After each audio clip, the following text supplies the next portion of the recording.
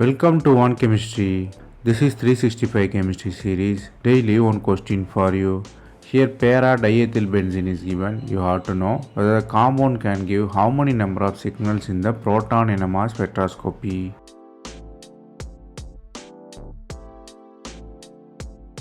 It is the common practice that before analyzing the number of signals, you have to know whether the compound can have any symmetrical element present in that molecule or not. Here the compound has inversion symmetry, meaning you are meeting the same atom in the opposite direction. If you meet the atom in xy, you will meet the same atom in -x minus y. So inversion symmetry is here. What really happens is the atoms in the inversion symmetry are magnetically equivalent, will have same chemical shape. So according to the fact, if you look at the molecule, it will have only 3 signals in the proton NMR. So the atoms in the symmetry mean magnetically equivalent.